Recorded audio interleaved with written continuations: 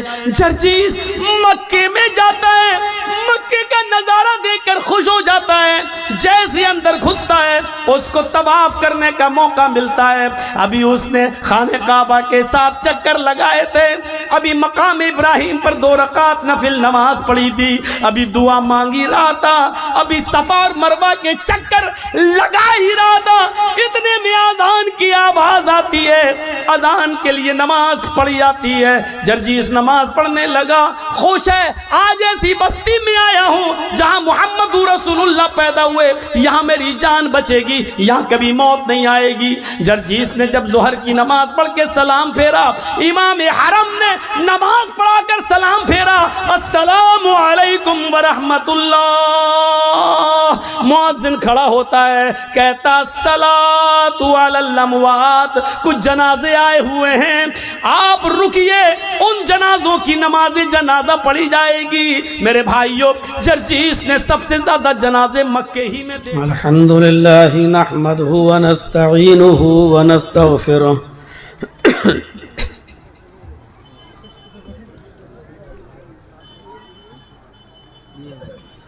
व नऊज़ु बिल्लाहि मिन शुरूरि अनफुसिना व मिन सय्यिआति अमालिना।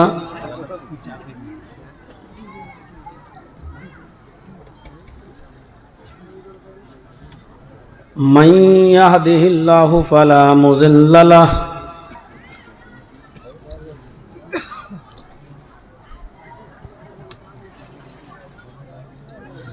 व मन युज़लिल्हु फला हादिय लह।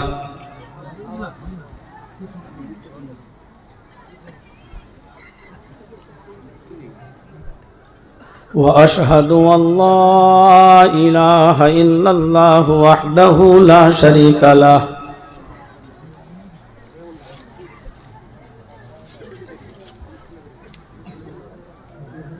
व अशहदु अन्न मुहम्मदन अब्दुहु व रसूलुहु।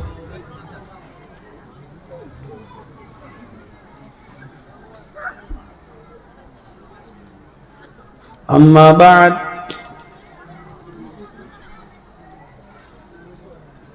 फ़इन्न खैरल हदीस किताबुल्लाह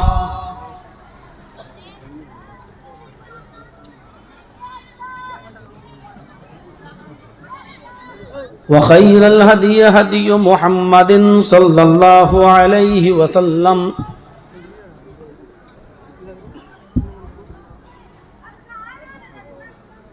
व शर्रिल उमूरि मुहदसातुहा व कुल्लु मुहदसतिन बिदअह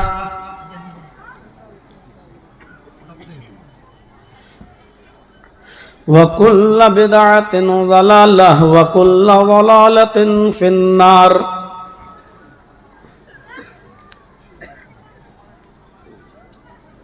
अऊज़ु बिल्लाहि मिनश शैतानिर रजीम।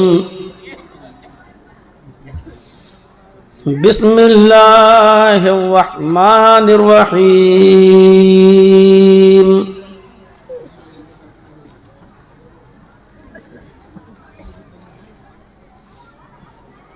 या अय्युहल्लज़ीना आमनु उदखुलू फिस्सिल्मि काफ़्फ़ह वला तत्तबिउ खुतुवातिश्शैतान इन्नहु लकुम अदुव्वुम मुबीन।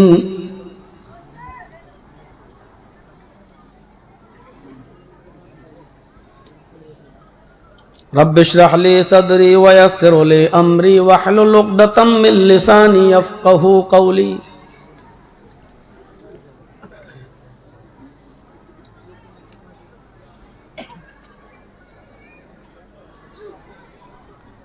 मुअज़्ज़ज़ मुअक्कर उलमाए किराम,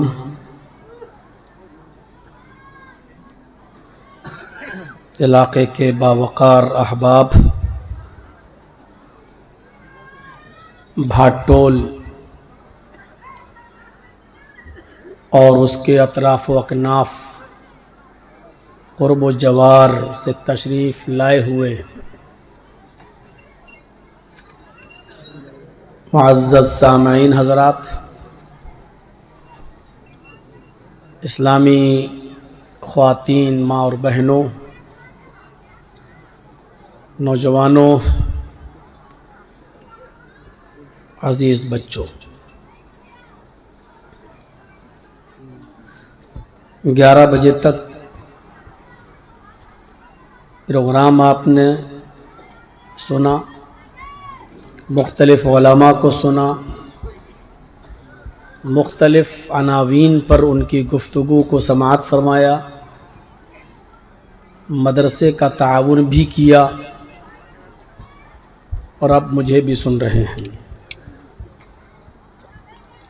और दिनों की बनिस्बत आज कुछ मौसम के अंदर बरूदत और ठंडक कुछ ज़्यादा है। कई दिनों से मौसम बड़ा खुशगवार था। हो सकता है कि मुझे महसूस हो रहा हो, आपको ना हो रहा हो, लेकिन मुझे और दिनों की बनिस्बत आज कुछ ठंड का असर ज़्यादा महसूस हो रहा है। और ठंड की इस रात में आपका अब तक यहाँ जमा रहना आपके ईमान के मजबूत होने की दलील है।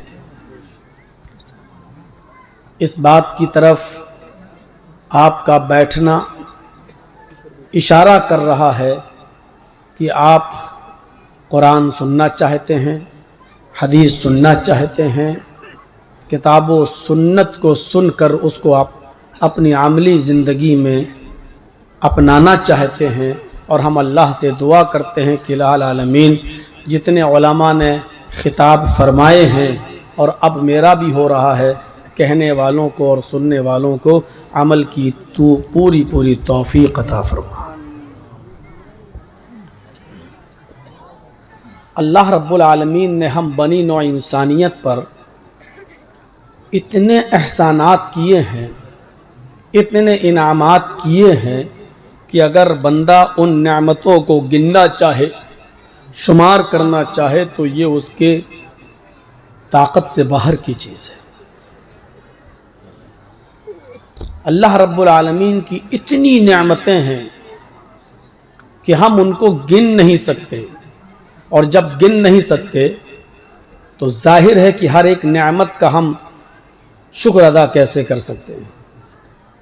खुद अल्लाह तबारक व तआला ने फरमाया कि इन तउद्दू निअमतल्लाहि ला तुहसूहा, मेरे बंदो अगर तुम मेरी नेमतों को शुमार करना चाहो, मेरी नेमतों को गिनना चाहो, मेरी नेमतों को काउंट करना चाहो, तो तुम नहीं कर सकते। ये तुम्हारे बस में नहीं है। उसने हमें और आपको इंसान बनाया, ये कितनी बड़ी नेमत है। आप ज़रा सड़कों पर फिरने वाले जानवरों को देखो, क्या हमारी तख्लीक उन जानवरों में नहीं हो सकती थी? लेकिन उसने इंसान बनाया, और इंसान बनाने के बाद भी उसने एक और अजीम एहसान कि उसने हमें और आपको मुसलमान बनाया। दुनिया में बहुत से मज़ाहिब आज भी जिंदा हैं।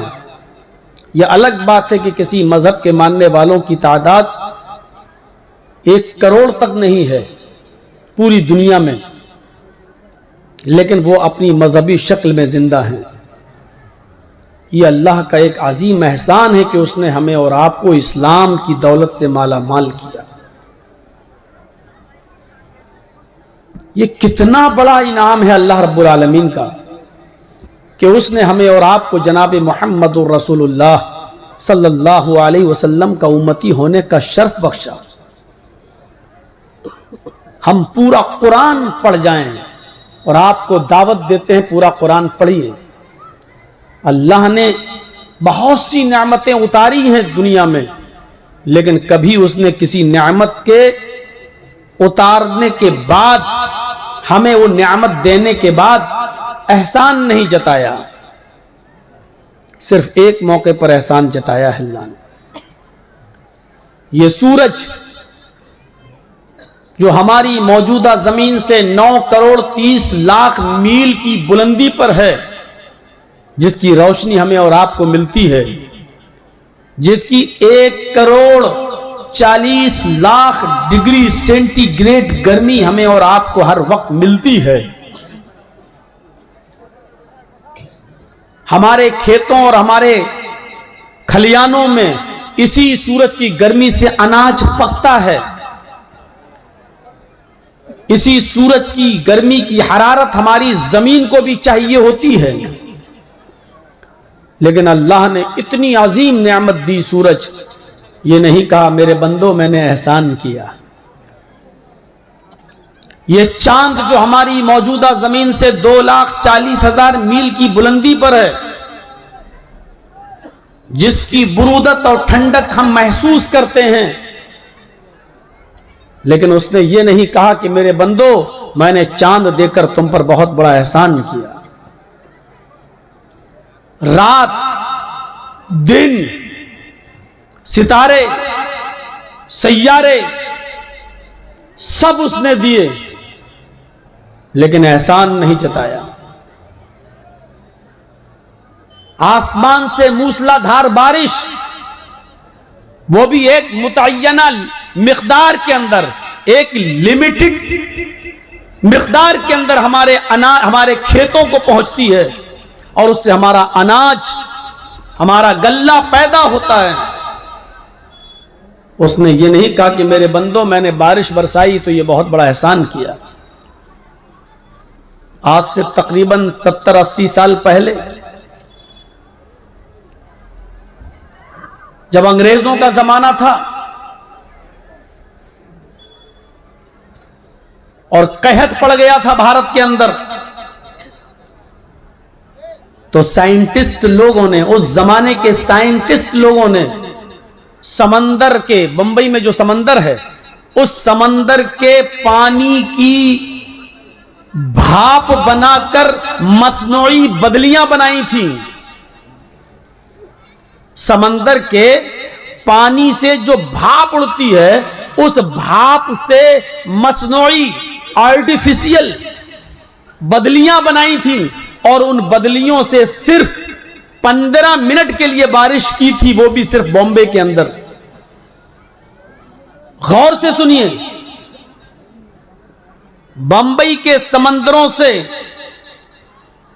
उठने वाले पानी की भाप से आर्टिफिशियल बदलियां, मसनूई बदलियां बनाई गईं, और उन बदलियों से बंबई में पानी बरसाया गया। 15 मिनट सिर्फ पानी बरसाया। इस 15 मिनट के पानी के बरसाने में हिंदुस्तान की 25 साल की कमाई खत्म हो गई। पूरे हिंदुस्तान की 25 साल की, पूरे इंडिया की। पानी सिर्फ बॉम्बे में बरसाया गया, लेकिन पूरे इंडिया के 25 साल की कमाई इसमें बर्बाद हो गई। अब आप अंदाजा लगा सकते हैं कि 10 मिनट और 15 मिनट की बारिश, वो भी सिर्फ बंबई में हो, तो 25 साल पीछे चला जाता है हमारा मुल्क। 25 साल की कमाई बर्बाद हो जाती है। उस अल्लाह की रहमत का, इस अल्लाह की इस नेमत का अंदाजा लगाओ, जो पूरे हिंदुस्तान ही में नहीं पूरी दुनिया में पानी बरसाता है, बारिश देता है, पूरी दुनिया से अनाज और गल्ले को पैदा करता है। ये कितनी बड़ी नेमत है। लेकिन उसने इतनी बड़ी नेमत को नाजिल करते वक्त भी, बारिश को बरसाते वक्त भी ये नहीं कहा कि मैंने तुम्हारे ऊपर बहुत बड़ा एहसान किया। इतनी चीजों को नाजिल करने के बाद भी अल्लाह ने एहसान नहीं जताया। लेकिन जब उसने अपने नबी जनाब मुहम्मदुर रसूलुल्लाह को कुरान देकर इस दुनिया में भेजा और आखिरी नबी बनाकर जब इस दुनिया में भेजा, तो उसने अपने बंदों पर एहसान जताते हुए कहा, लक़द मन्नल्लाहु अलल मुमिनीन इज़ बअस फीहिम रसूला। मोमिनो, मुसलमानों, ये अल्लाह का तुम्हारे ऊपर बहुत बड़ा एहसान है कि उसने तुम्हें जनाब मुहम्मदुर रसूलुल्लाह जैसा नबी दिया, तुम्हारे बीच मुहम्मदुर रसूलुल्लाह को आखिरी पैगंबर बनाकर भेजा। गौर कीजिए, ये इतनी सी एक आयत काफी है समझने के लिए कि उसने आसमान बनाया तो एहसान नहीं जताया, उसने जमीन बनाई तो एहसान नहीं जताया, उसने सूरज और चांद बनाया तो एहसान नहीं जताया, उसने सितारे मुअल्लक किए तो एहसान नहीं जताया, उसने रात और दिन बनाया तो एहसान नहीं जताया, उसने आसमान से मूसलाधार बारिश बरसाई तो एहसान नहीं जताया। ये सारी नेमतें हैं लेकिन एहसान नहीं जताया। तो मोहम्मदुर रसूलुल्लाह की आमद कितनी बड़ी नेमत है कि उसने कहा कि ये हमारा एहसान है कि हमने तुम्हें मोहम्मदुर रसूलुल्लाह दिए, हमने रसूलुल्लाह को तुम्हें उम्मती बनाया, तुम्हारे बीच में तुम्हारे दरमियान हमने मोहम्मदुर रसूलुल्लाह को भेजा। इस बाज़फ़ीहिम रसूलन, हमने उनके दरमियान एक रसूल भेजा, यानी मोहम्मदुर रसूलुल्लाह सल्लल्लाहु अलैहि वसल्लम को जब भेजा तो एहसान जताया। अंदाजा लगा सकते हैं आप। दुनिया का कायदा है कि एहतियाज तरफैन से होता है। आपने ये माइक लगवाया, ये पिंडाल लगवाया, उसूल है। माइक वाले ने और पिंडाल वाले ने आपसे तय किया होगा कि हम इतना रुपया लेंगे, जाहिर है दुनिया का ये उसूल है कि एहतियाज तरफैन से होता है। हम माइक और पिंडाल के मोहताज हैं कि ये हमारे जलसे में माइक और पिंडाल लगाया जाए, तो माइक और पिंडाल वाला, ट्यूबलाइट वाले, जनरेटर वाले हमारे भी मोहताज हैं कि इसके बदले में हमसे रकम लें। हम इनके मोहताज हैं, ये हमारे मोहताज। हम डॉक्टर के मोहताज हैं कि वो हमारा इलाज करे, तो डॉक्टर हमारा भी मोहताज है कि वो हमसे उसके बदले में उसकी कीमत ले। हम धोबी के मोहताज हैं कि वो हमारे कपड़े धुले, तो धोबी हमारा भी मोहताज है कि वो हमसे बदले में पैसे ले। इस जलसे में बाहर मेला लगा है, अशियाए खुर्दोनोश की चीजें बिक रही हैं, खाने पीने की चीजें अशियाए खुर्दोनोश बेची जा रही हैं, खाने पीने की चीजें बिक रही हैं। इन चीजों के बेचने वाले हमारे मोहताज हैं कि हमसे पैसे लें, और हम इनके मोहताज हैं कि ये पैसा लें और हमें ये खाने पीने की चीजें दें। ये दुनिया का उसूल है। लेकिन यहां आकर उसूल चेंज हो जाता है, यहां आकर उसूल बदल जाता है। हम सूरज के मोहताज हैं लेकिन सूरज हमारा जर्रा बराबर मोहताज नजर नहीं आता। हम चांद के मोहताज हैं लेकिन चांद हमारा मोहताज नजर नहीं आता। हम आसमान से मूसलाधार होने वाली बारिश के मोहताज हैं लेकिन बारिश हमारी जर्रा बराबर मोहताज नहीं है। दुनिया का उसूल है, आपको कोई चीज दी जाती है तो उस पर टैक्स लिया जाता है। हमारे घरों में बिजली लगी है, अगर हम रोशनी जलाते हैं, बल्ब जलाते हैं, पंखा चलाते हैं, तो हमें उसका टैक्स रीडिंग की शक्ल में, बिजली की रीडिंग की शक्ल में देना पड़ता है। हम अगर हवा लेते हैं, एयर कंडीशन चलाते हैं, तो उसका टैक्स हमें बिजली के बिल को भरने की शक्ल में देना पड़ता है। हम यहां उसूल देके और ज़ाब्ते देके हम जो चीज भी वसूल कर रहे हैं उसका टैक्स देना पड़ रहा है। अगर हम गवर्नमेंट से अपने खेतों में पानी लेते हैं तो वो घंटे के हिसाब से उस पर हमसे टैक्स लेती है। लेकिन यहां उसूलों में चेंज नजर आता है। हम सूरज की रोशनी के मोहताज हैं लेकिन अल्लाह रब्बुल आलमीन ने हमें आज तक बिल नहीं भेजा। अल्लाह रब्बुल आलमीन ने आज तक हमें बिल नहीं दिया कि तुमने सूरज की इतनी रोशनी से ये काम किया, दिन के उजाले में इतना काम किया, तुम हमें इतना इतना बिल दो, इतना इतना टैक्स दो। हम एयर कंडीशन की हवा लेते हैं तो टैक्स देते हैं, पंखे चलाते हैं तो टैक्स देते हैं, लेकिन अल्लाह ने जो हवा चलाई आज तक उसने हमसे टैक्स नहीं मांगा। हम गवर्नमेंट को पानी का पैसा देते जो हमारे खेत में देती है घंटे के हिसाब से, लेकिन अल्लाह ने जब बारिश बरसाई तो आज तक उसने टैक्स नहीं मांगा। ओ मेरे बंदे मुझे इस पर टैक्स दे, ओ मेरे बंदे इस पर मुझे टैक्स दे, मुझे ये दे, मुझे वो दे। आज तक उसने टैक्स नहीं मांगा। मांगा तो सिर्फ इतना मांगा, ओ मेरे बंदे मेरे मेरी इन तमाम नियामतों के बदले में बस तू इतना कर दे कि वमा खलक़तुल जिन्ना वल इंसा इल्ला लियअबुदून। अपनी तख्लीक का मकसद समझ ले। मेरे घर में चला जा, कच्ची जमीन पर अपना माथा टेक कर अपनी नाक रगड़ दे, ताकि मुझे यकीन हो जाए कि मेरे बंदे ने मेरी गुलामी का तौक अपने गले में डाल दिया और मुझको मालिक मान लिया। मेरे बंदे ने मुझे अपना अहकमुल हाकिमीन मान लिया और मेरे सामने उसने सजदे में सर रखकर अपनी नाक रगड़ दी, अपना माथा पेश कर दिया। यानी उसने अपने आप को जलील बना लिया और मुझे अजीज बना लिया। मेरे बंदे इतना कर दे मेरे लिए। कितना नालायक है वो बंदा, कितना सरकश है वो बंदा, कितना बड़ा बगावत पर उतरा हुआ है वो बंदा, और कितना बड़ा अल्लाह का बागी है वो बंदा जो अजान की आवाज सुनकर भी होटलों में बैठकर मैच देखता है। कितना बड़ा शैतान हुआ वो बंदा जो अजान की आवाज सुनने के बाद कैरम बोर्ड खेल रहा है। कितना बड़ा बागी और सरकश है वो बंदा जो हय्या अलस सलाह की आवाज सुनकर अल्लाह से जंग का ऐलान करता है और अपनी गुलामी और अपने मालिक को मालिक मानने के लिए तैयार नहीं है। मेरे प्यारे साथियों, इतनी बड़ी बगावत के बावजूद उसके सब्र का बांध टूटता नहीं है। वो हमारे ऊपर चाहे तो पत्थरों के अजाब से हमें हलाक करने पर कादिर है, वो आग की बारिश करने पर भी हम पर कादिर है, लेकिन इसके बावजूद भी वो सब्र का बांध नहीं टूटता और हमारा ख्याल रखे हुए हैं। अंदाजा लगाइए आप और सोचिए कि हम कितनी बड़ी बगावत पर उतरे हुए हैं। और इसके बावजूद 70 साल के एक मरीज को हार्ट की बीमारी होती है। डॉक्टर ने ईको करवाया, हार्ट की जांच करवाई और करवाने के बाद उसने कह दिया कि तुम्हारे हार्ट का ऑपरेशन होगा।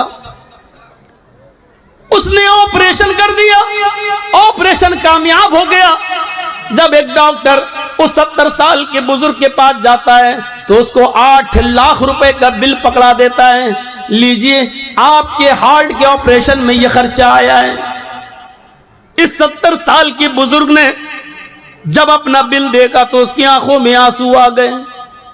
डॉक्टर ने कहा, भाई क्यों रो रहे हो, परेशान क्यों होते हो? अगर इस बिल में ज्यादती है और तुम इतना नहीं दे पाते हो तो 1, 2, 3 लाख रुपए हम कम कर देते हैं। चलो ऐसा करो कि हम 2 लाख डिस्काउंट कर देते हैं, तुम 6 लाख दो। इस 70 साल के बुजुर्ग ने जवाब दिया, नहीं नहीं डॉक्टर साहब, बिल 8 लाख का है इसलिए मैं नहीं रो रहा हूं। हम तो 10 लाख का बिल भी अदा कर सकते थे, लेकिन रोना मुझे सिर्फ इस बात पे आ रहा है कि आपने आज थोड़ी देर के लिए मेरे दिल को संभाला तो उसका बिल 8 लाख की शक्ल में मुझे दे दिया। मेरे रब ने 70 साल तक वो मेरे दिल को कंट्रोल किया रहा, मेरे दिल को संभाले रहा, वो मेरे दिल की हरकत को बरकरार रखे रहा, न ज्यादा होने दिया न कम होने दिया। लेकिन मेरे रब ने 70 साल तक मेरे दिल की हिफाजत की, लेकिन आज तक उसने मुझे कोई बिल नहीं दिया। आज तक उस परवरदिगार ने मुझे कोई टैक्स के लिए पे अदा करने के लिए कुछ नहीं दिया। मेरे भाइयों, इस मकाम पर लाकर अपने आप को सोचिए कि दिल संभालने वाला वो है, बॉडी संभालने वाला वो है, जिस्म के दरमियान तवाजुन रखने वाला वो है। आज तक वो तुम्हें टैक्स नहीं देता। हम इसके बदले में इतना भी नहीं कर सकते कि अपना सर जमीन पर रखकर, अपनी नाक जमीन पर रखकर इस बात का इकरार कर ले, अल्लाह मैं तेरे सामने अपनी नाक रगड़ रहा हूं क्योंकि अजीज तू है, हम जलील हैं। अल्लाह, हमने जमीन पर अपना सर रख दिया, हम तेरे गुलाम हैं और तू मेरा मालिक है। क्या हम इस बात का भी इकरार नहीं कर सकते अपने रब के सामने?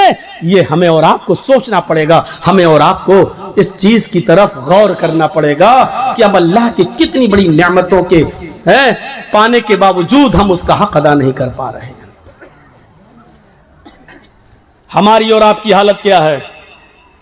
जर्जी साहब से किसी की लड़ाई हो गई, आज जर्जी साहब के बेटे की शादी है, वो मेरा दुश्मन है, हम उसको नहीं बुलाएंगे। हट चल, शादी हो गई, पड़ोसी को पूछा तक नहीं। हमारे बेटे की शादी में वही आएगा जो मेरा मुरीद होगा, मेरा दोस्त होगा।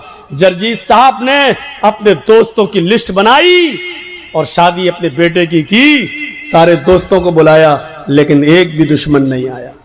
बुलाया ही नहीं तो आएगा क्यों? ये छोटा बड़ा हम सोच सकते हैं, ये दुश्मनी हमारी हो सकती है। हम अपने दुश्मन को देखना गवारा नहीं करते, हम अपने दुश्मन को अपने दस्तरखान पर बिठाना गवारा नहीं करते। लेकिन जरा रब की रहमत पर नजर डाल के देखो, वो कहता है अल्हम्दुलिल्लाहि रब्बिल आलमीन। और दुनिया वालों, मैं सिर्फ मुसलमानों का रब नहीं हूं, मैं हिंदुओं का भी रब हूं, मैं ईसाइयों का भी रब हूं, मैं क्रिश्चियन का, मैं जैनियों का और मैं सिखों का भी रब हूं। अगर एक मुसलमान को मैं खिलाता हूं तो एक हिंदू को भी मैं खिलाता हूं, एक ईसाई को भी मैं खाने को देता हूं। अगर मैं हवा चलाता हूं तो इससे एक मुसलमान को अगर फायदा होता है तो हिंदू के घर तक भी जाती है। अगर इस बारिश से हम गल्ला उगाते हैं तो मुसलमानों का उगाते हैं, तो गैर मुस्लिमों का भी उगाते हैं। ओ लोगों, हमसे सीखो, हमारे दरमियान कोई दुश्मनी नहीं है। हमने अगर इस दुनिया में किसी से दुश्मनी की होती तो दुनिया में वो आदमी जीता ही कहां है। लेकिन हमारी नजर में दुनिया की हैसियत कुछ है ही नहीं है। लौकानत दुनिया तादिलु इंदल्लाहि जनाह बऊज़तिन मा सका काफिरम मिनु शुरबत माइन। ओ दुनिया वालों, अगर अल्लाह की नजर में मक्खी के एक पर के बराबर, मच्छर के एक पर के बराबर भी इस दुनिया की इज्जत होती, अल्लाह इस दुनिया को मच्छर के पर के बराबर भी अगर इज्जत देता, अगर मच्छर के पर के बराबर भी इस दुनिया की शान और शौकत अल्लाह की नजर में होती, तो मा सका काफिरम मिनु शुरबत माइन, तो अल्लाह इस दुनिया से किसी काफिर को एक घूंट पानी भी नहीं पिलाता। लेकिन दुनिया की कोई हैसियत अल्लाह की नजर में है ही नहीं, मच्छर के पर के बराबर भी दुनिया की हैसियत नहीं। इसलिए पियो, खाओ, दौड़ो, बदमाशियां करो, जो करना हो करो, आखिर मरकर जाओगे कहां? आना तो मेरे ही पास है, तुम्हारा रिमोट कंट्रोल तो मेरे ही पास है। टीवी पर हमारी बीवियां कुछ भी देख रही हो, सीरियल, अब वो नाच रही है, नाचे, जब चाहे तब हटा दे। रिमोट कंट्रोल तो आपकी बीवी के हाथ में है, जब चाहे दबा दे और वो स्क्रीन बदल जाएगी, वो पर्दा बदल जाएगा, दूसरा चैनल लग जाएगा। मेरे भाइयों, भागो कितना भाग सकते हो, पियो शराब कितनी पी सकते हो, खेलो जुआ कितना खेल सकते हो, नमाजों से बगावत करो कितना कर सकते हो, जो चाहो करो, लेकिन जाओगे कहां? आओगे तो मेरे ही पास, तुम्हारा कोई वजूद नहीं है, जाओगे कहां? मौलवी जर्जीस ने देखा इंदिरा गांधी को 16 गोलियां उसके बॉडीगार्ड ने मार दी। अल्लाह, इस देश के तो प्रधानमंत्री भी अपनी जान नहीं बचा पा रहे हैं, तो मेरी जान क्या बचाएंगे?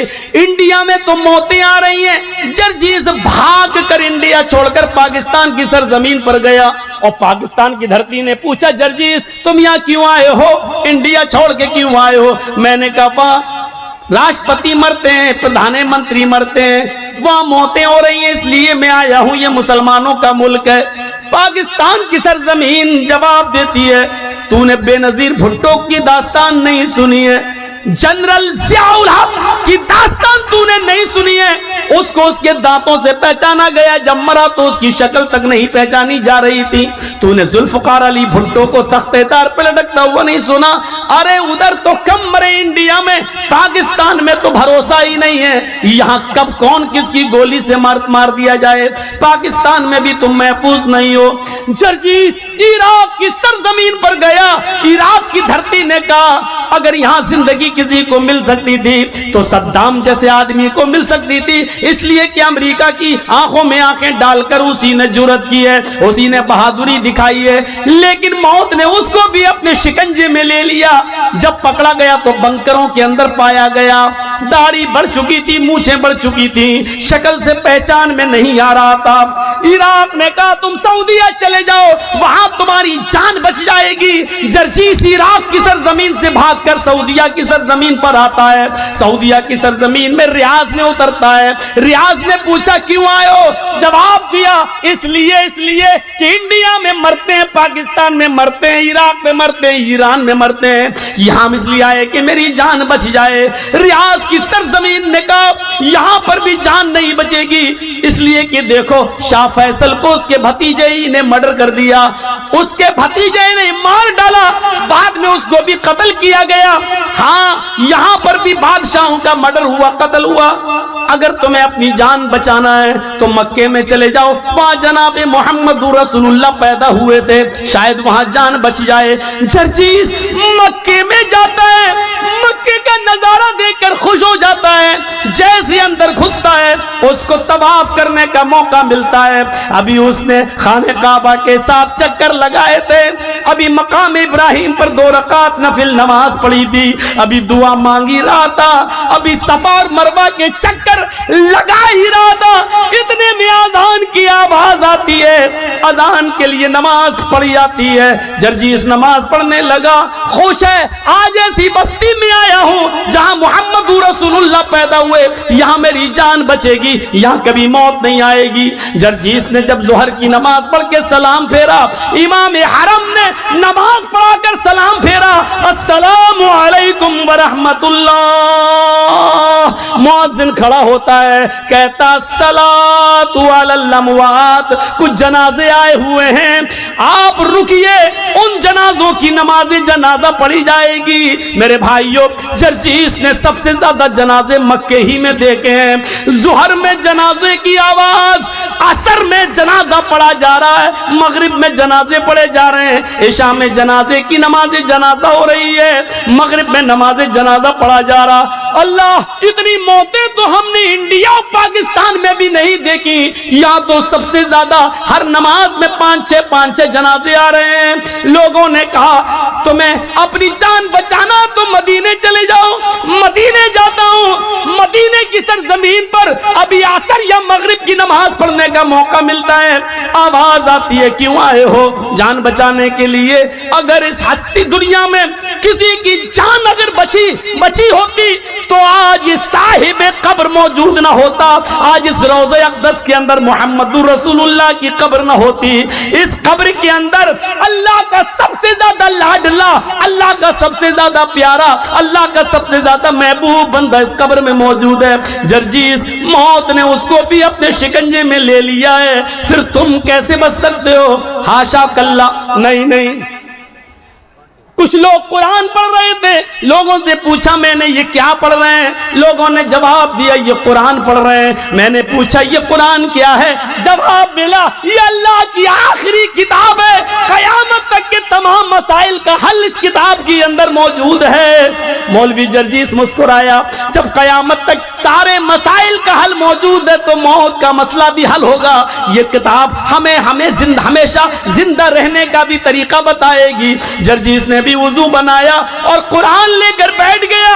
नीयत तो ये थी कि जिंदगी भर जिंदा रहे, कभी मौत ना आए, कुरान में ऐसी आयत मिल जाए। लेकिन जर्जीस जब कुरान पढ़ रहा था तो कुरान ने भी टंके की चोट पर ऐलान करके कह दिया, ऐनमा तकूनू युदरिकुमुल मौत वलौ कुंतुम फी बुरूजिम मुशय्यदा। नहीं जर्जीस, मौत से बचने का कोई रास्ता कुरान में भी नहीं है। तुम जहां भी हो, जिस जगह भी रहो, मौत तुम्हें उधर आ जाएगी, पकड़ के रहेगी। चाहे पहाड़ों की कोह में चले जाओ, समंदर की तारीकियों में चले जाओ, आसमान की बुलंदियों पर कमंद डाल दो, चांद पे रहने लगो या सूरज तक पहुंच जाओ, कहकशाओं तक पहुंच जाओ, अंतरिक्ष तक पहुंच जाओ, कहीं भी चले जाओ, जहां तुम जा रहे हो मौत तुम्हारे पीछे जा रही है।